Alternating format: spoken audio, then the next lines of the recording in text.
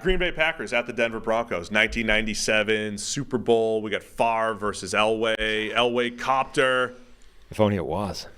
It's Jordan Love and old man Russell Wilson. Packers favored by 1 here. Packers coming off their bye. They're 2-3. Disappointing. Was it Monday Night Football against the Raiders last time we saw them? Packers started the season 2-1, and they went from, hey, Jordan Love's doing some things. He's missing too many throws, but there's something there in the young receiving core, and I think Love's lost a little bit of that luster the last couple weeks. Russell Wilson, another fascinating stat line. Russ is, where is he?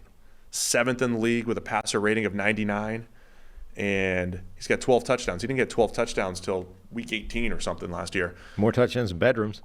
Yep, 12 touchdowns, 4 picks. The stats are good for Russell Wilson. PFF grade of 72, though, has him more middle of the pack, tied for 17th. What are you looking for in this one? This is fascinating because Green Bay's offense struggles because every group within it is making just enough mistakes to keep it bogged in the mire, right? And collectively, they're sort of timing them for different times so that when if the offensive line holds up, the quarterback is missing a throw. If the quarterback hits his throw, the receiver drops it. If the receivers and the quarterback do well, the offensive line craps itself and there's pressure on the play. Like the miss. Was this the Raiders game, the final interception to seal it? Perfect example. Christian Watson is open, right? He's open to the point where Matt LaFleur on the sideline are jumping up and down, woohoo, we've got it. Hit him. Yeah. And right at the moment Jordan Love wants to throw that ball, the offensive line collapses and hemorrhages pressure, and he's got to start moving.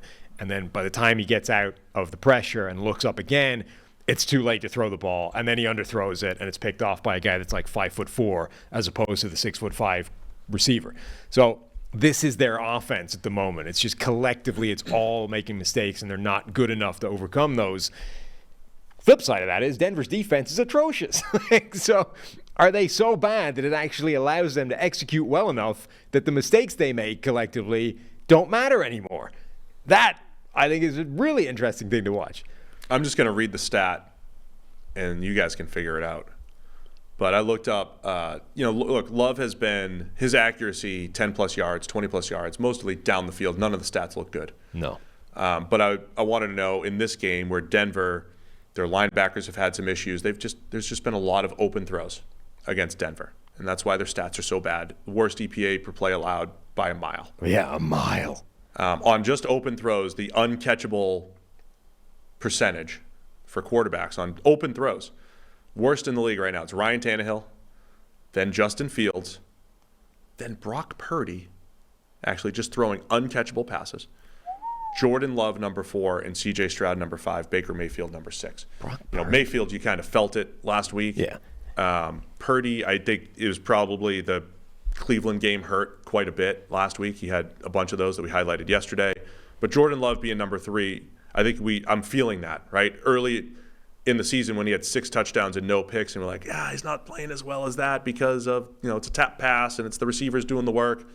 And that kind of balanced out over these last few weeks. So I think back to the basics for the Packers, Love just has to hit the stuff that's there, right? Yeah. As you mentioned, there's always something going wrong on a play, it seems, for the Packers, but there are opportunities to improve. Yeah, Denver's defense, worst EPA per play, as you said, by a mile. They're giving up 6.2 yards per play, which is a yard lot more than the league average. They're giving up the most touchdown on a per drive basis of any team in the NFL by a few percentage points. They're the worst defense in the league by a fairly significant margin. And I do think that that's enough for this Packers team to try and, they'll be more efficient because the defense is worse. Yeah. So the question is it efficient enough that they can sort of keep rolling and overcome the mistakes that they probably will continue to make?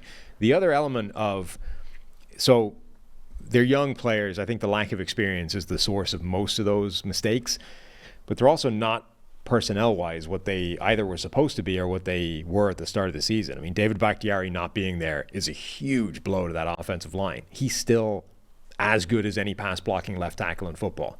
And when he's not there, Rasheed Walker isn't. Now, Rasheed Walker's not a bad player, but he's not David Bakhtiari. And that, again, that difference is enough. It's a few plays here or there, and those few plays, if they're timed correctly, cause negative results. So it's not quite as extreme as like the very resistible force versus the very movable object, but it's in that realm. The other thing to highlight quickly about Denver too, I don't think our rolled up team grades are the best thing to use overall, like team defense or team offense. They're not the best thing. I think EPA per play is a much better holistic view of how the team is doing. And if there's a disconnect there, oftentimes it's something the grades can't capture. Like the Broncos grades themselves for the players, it's not like they're all grading in the red.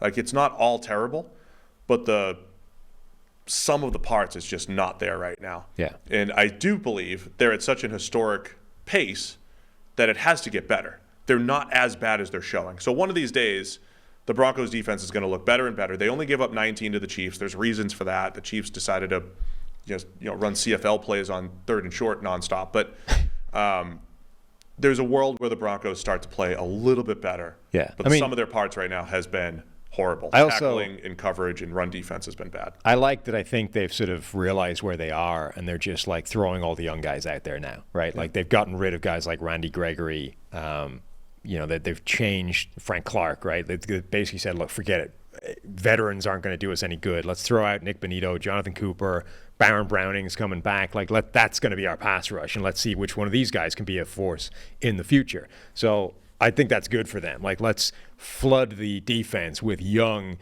active, players that are playing with hustle. And even if they're not as good, or even if they're not any good, God, at least you're playing with some energy again. All right, I'm going to take Denver to cover at home. They're getting 1. I didn't even say the spread earlier. Packers by 1 on the road. I'll take Elway in Denver. Elway. I'm taking Green Bay. I'm not taking Favre because the man apparently steals from the poor. Allegedly. But, Now you're going to get sued. I said allegedly. He had to drop the suit against McAfee. Okay. So you're good. Yeah. I'm just saying, Ray Lewis is after me, Brett Favre is after you. It's like he allegedly. Thank you.